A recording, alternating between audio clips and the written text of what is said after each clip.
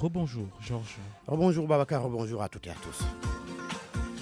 C'était en 26 septembre, le naufrage du bateau le Diola, l'une des plus grandes catastrophes maritimes du monde aujourd'hui, 17 ans après.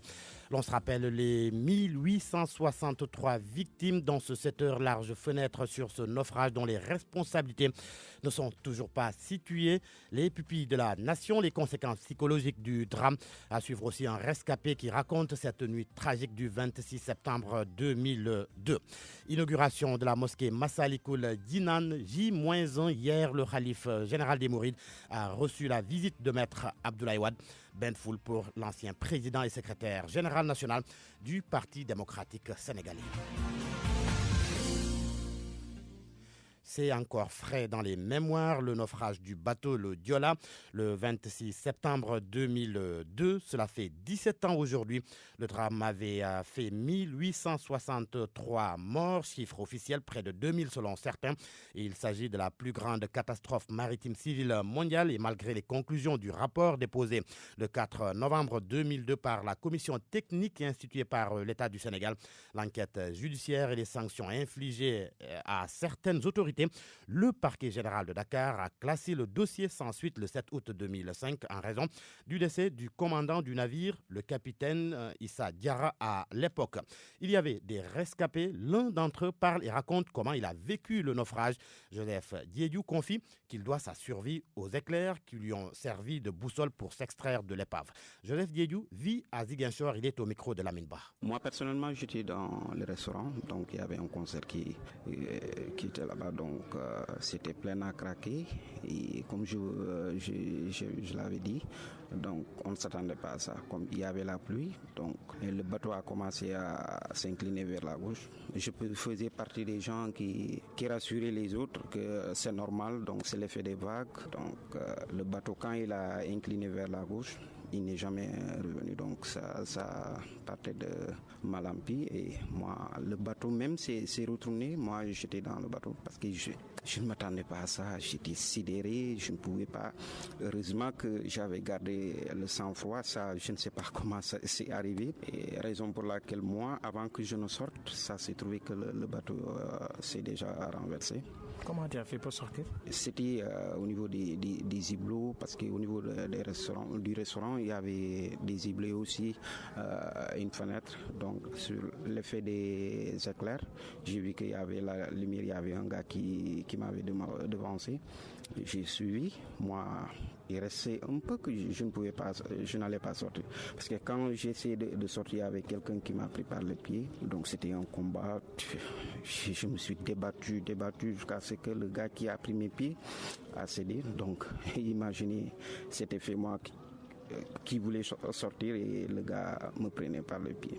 Après le naufrage du bateau le Diola, des enfants ont été déclarés pupilles de la nation.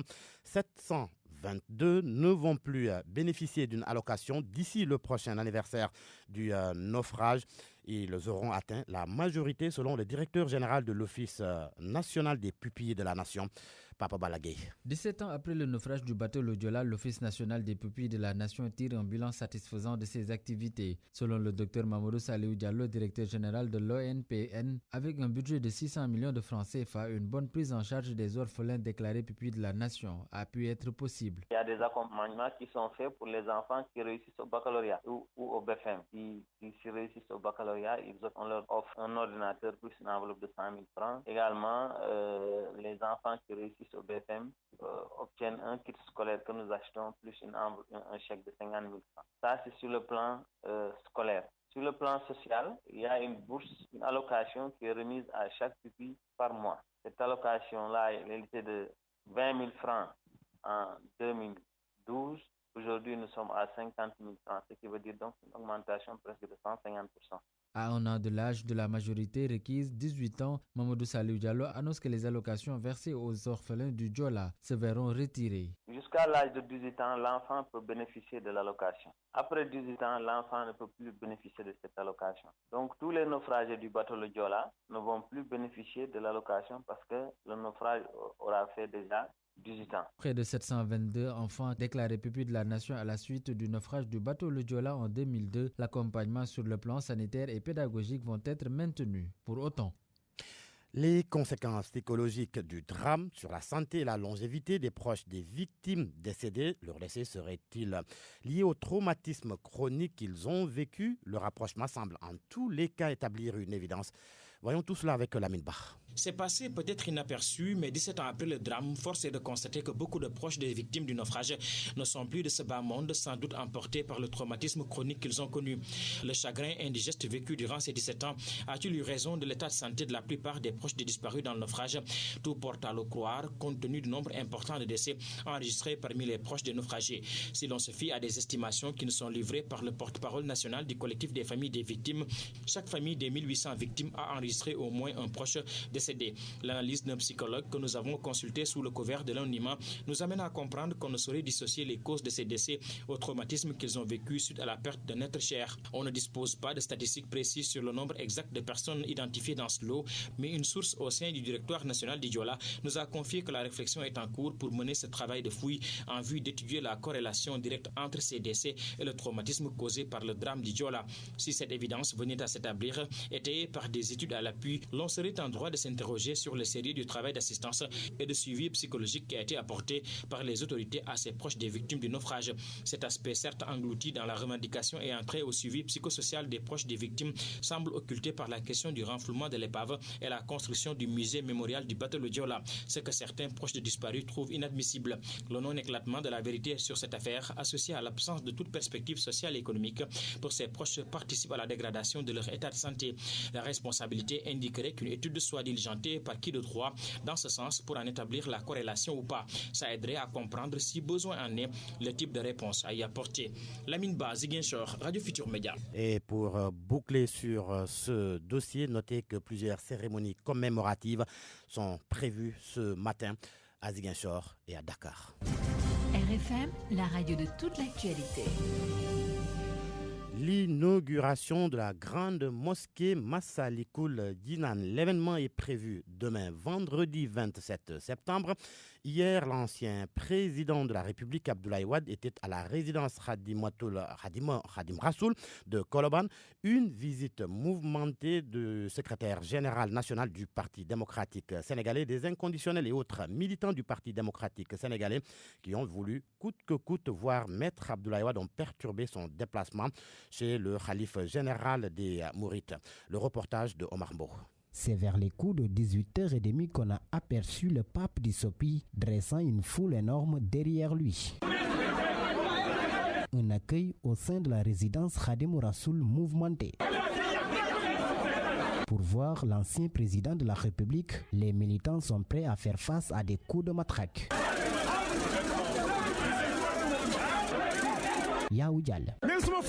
Je suis prêt à mourir pour Abdoulaye Wade. Je prie pour qu'il reste beaucoup d'années avec nous. Personne ne peut nous séparer. Il a beaucoup fait pour moi. Je suis fier de lui. C'est avec un grand plaisir que je suis ici pour l'accueillir et quoi qu'il advienne, j'encaisserai.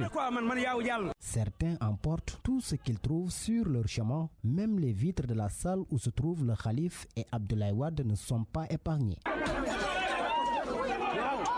Ça sent la fête à Koloban.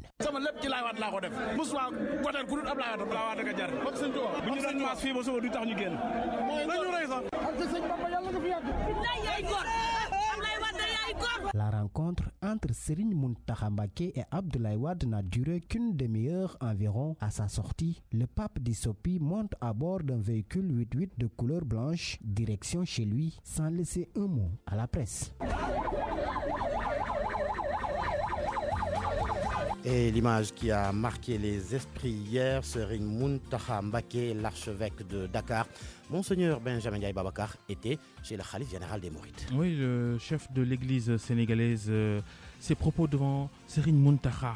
Khalifa, maa ngi lay nuyu bu baax a baax te di rafetlu sa tànk fii ci Ndakaaru ma yaakaar de ni na doon barke ci ñëpp fii ak li ngeen fi tabax muy magal Yàlla doon mandarga ñun ñëpp maa ngi lay gërëm ak sa taalibe yëpp te di la wax ne sunu diggante yàlla tax ba mu rafet maa ngi gërëm sunu borom bi ñu may loolu te itam di ñaan daa xëj na ngeen wàll catholique yi ci seen mën-mën ak seen engagement parce que li ngeen fi tabax mu rafet lool ñu ngi koy jéem itam ñun fale ca Saint-Paul Grand Yoff waaye dañ ci ànd ak jafe-jafe ma yaakaar ne bu ñu jëlee exemple ci yéen xëj na dinañ mën a dem ca kanam maa ngi sàkku ñaan nag ci yow sunu maam sunu papa ndaa yàlla barke réew mi déggoo gën a law diggante nit ñi ndaa ñu gën a tabax jàmm ji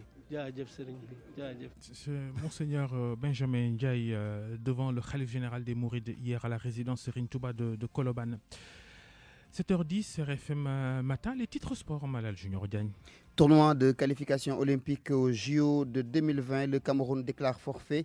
Les Lions du Sénégal, à la place d'un match, vont s'entraîner à 15h à Dakar Arena. Football, tour préliminaire de la Ligue des champions africaine, brouille entre l'équipe de Génération Foot et le Zamalek. La délocalisation du match et le changement de jour opposent les deux équipes. Initialement prévu ce samedi au Caire, les Égyptiens veulent jouer finalement le dimanche et à Alexandrie, ce que refuse catégoriquement le club sénégalais. Malal Junior Diagne, merci. Et bonjour Abdoulaye Ndiaye. Bonjour Babacar. Votre chronique sur RFM Matin, comme tous les jeudis, ce sera tout à l'heure. RFM Matin, notre invité à 7h40, Shamshidine Aïdara, fils de Nassardine Aïdara, ce père de famille qui a perdu 4 membres de sa famille dans le naufrage du Joola, survenu il y a 17 ans, le 26 septembre 2002.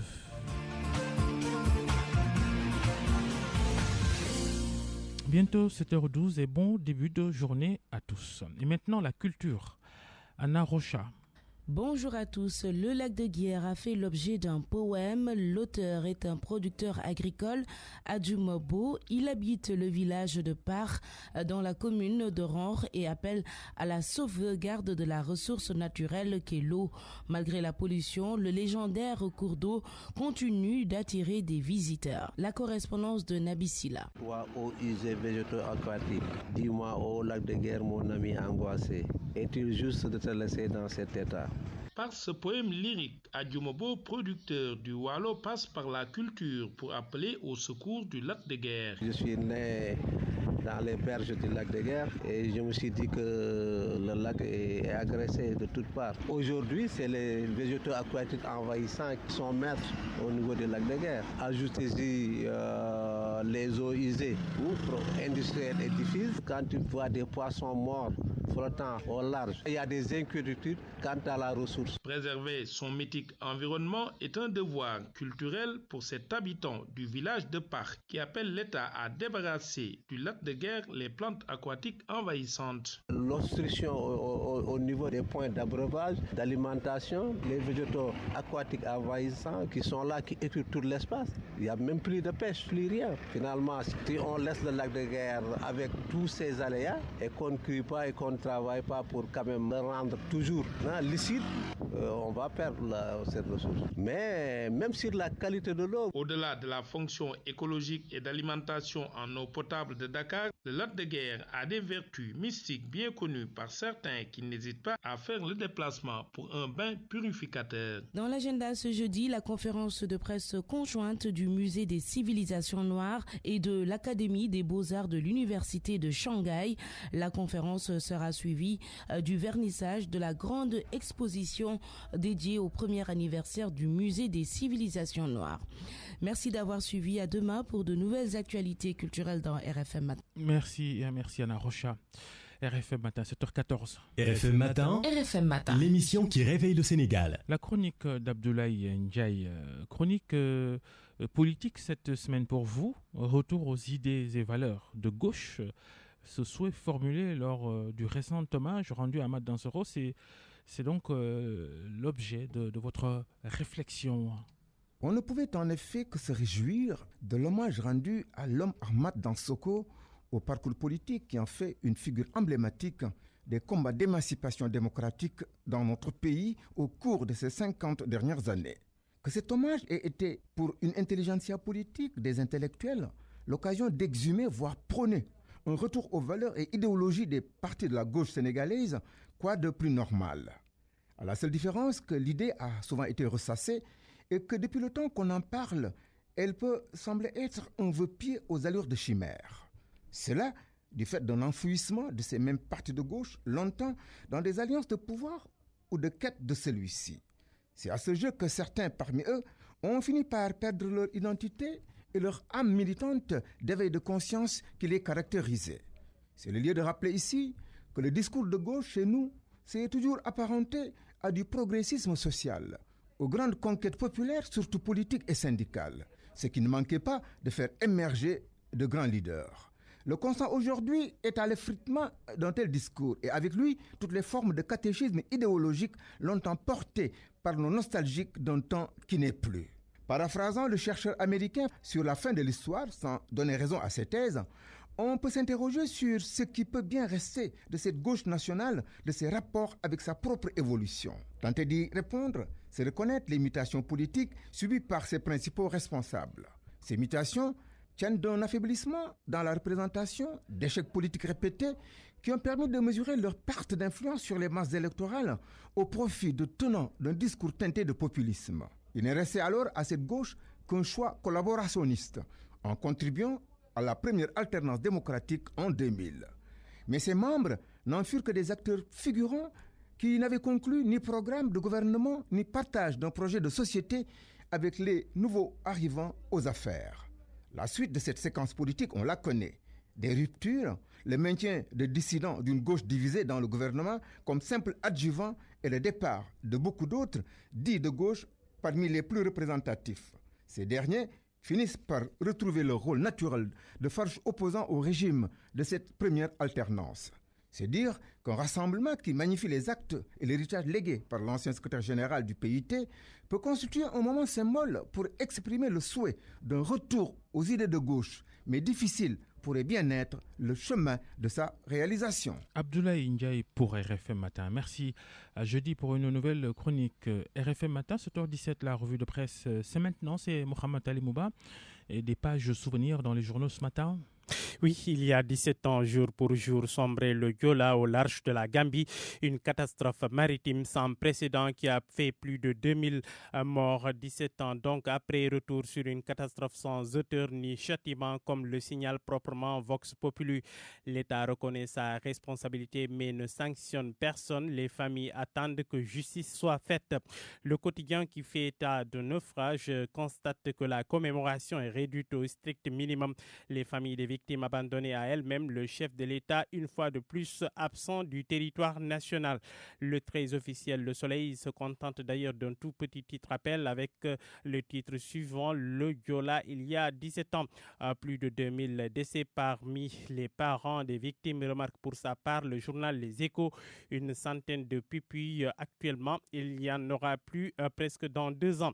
Ousseynou Guiba, un rescapé, témoigne dans le journal Les Échos. Il affirme: je n'ai vu personne réaliser quelque chose de concret avec l'argent de l'indemnisation à part une modeste maison. Bébé Joola, le cauchemar continue. L'interview confession de la miraculée âgée aujourd'hui de 16 ans. Tout sourire en première page sous l'effet bien sûr de l'innocence sans doute. Elle raconte ou plus exactement s'interroge sur l'histoire qui se cache derrière sa célébrité. La brindille de 16 ans trappée de son innocence vit aujourd'hui dans le dénuement le plus total, remarque toujours l'Observateur. Avec sa fille, cela malgré les nombreuses promesses et son statut de chouchou des médias. À chaque 26 septembre, Mariama Diouf, sa mère, la rescapée du naufrage, elle assume cette page sombre de sa vie, mais elle dit ne pas permettre à sa fille d'en savoir plus que l'essentiel sur le naufrage. Psychologiquement, elle dit tenir le coup sans soutien. Catastrophe toujours. Attention au pipeline de la SAR. Le journal LAS avertit, un drame se prépare à Dakar. Malgré le naufrage du Joola ayant fait plus d'un millier de victimes et les cascades de morts sur les routes, les autorités ont du mal à se départir du laxisme qui les caractérise. Le journal LAS, d'après donc de sources du journal LAS, un rapport fait par Marlo, alors directeur de la protection civile, avait alerté sur le danger qui guette la capitale, avec notamment l'installation des habitations le long du trajet cassé du pipeline de la Société africaine de raffinage récemment endommagé. Déposé depuis 2012, le rapport moisit dans les tiroirs du ministère de l'Intérieur au moment où il moisit dans les tiroirs du ministère de l'Intérieur au moment où le danger reste encore inquiet. Les accidents de la circulation, la série macabre en cours, titre le confrère, le journal Enquête. Malgré la tolérance zéro, remarque toujours le journal annoncé, la tolérance zéro annoncée par le gouvernement et les différentes mesures prises, l'hécatombe se poursuit sur nos routes. La vétusté des véhicules, le facteur humain, la corruption et l'état défectueux des routes, les sources du mal. Pour Gora Houma, ça continue parce qu'on n'a pas encore trouvé le remède. Abdoulaye Wade, toujours dans le cœur de ces inconditionnels. Vérification a été faite hier seulement au domicile du Khalif général des Mourides. L'ancien président était allé rendre visite à Serigne Mountakha Mbacké qui est à Dakar. Wade a dû lui parler talibé Mouride, constate en première page le journal L'As. Wade entre au forceps, soupire source A. Wade toujours aussi populaire, enchérit la tribune qui note dans la foulée le vaste télescopage entre l'opposition et le pouvoir. Monseigneur Benjamin Ndiaye, l'archevêque de Dakar, nourrit le dialogue islamo-chrétien. Il le bénit, tandis qu'Idrissa Seck lui s'émerveille. Le khalife Abdoulaye Wade, vous n'avez pas attendu d'être au pouvoir pour manifester votre appartenance à la communauté mouride.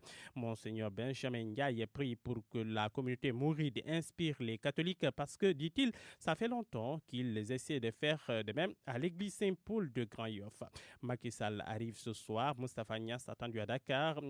Moustapha Niasse, lui, il est à Dakar depuis hier. Il dit, chante Cheikh Ahmadou Bamba, en prélude à l'inauguration de Massalikul Jinan. Les Mourides dépensent sans compter. Vox Populi remarque que les Kantakoun égorgent chaque jour 20 bœufs et 50 moutons. Les Sénégalais de la diaspora, sous le sceau de la division Direct Info, fait focus sur ces manifestations anti-pouvoir qui font mal au Sénégal. Le confrère remarque que si le pétrole et le gaz ont pu réussir une chose, c'est de diviser les Sénégalais de la diaspora. Nos compatriotes installés au pays de l'oncle Sam, aux États-Unis d'Amérique, ont rejoint le concert des manifestations de soutien ou de protestation, c'est selon à l'endroit du chef de l'État lors de ses déplacements à l'étranger. Des pratiques, remarque le confrère, qui ont débuté sous le règne d'Abdou Diouf, qui se sont perpétuées sous Abdoulaye Wade et survivent plutôt à Macky Sall, à lire dans le quotidien Direct Info dans sa livraison du jour. Babacar.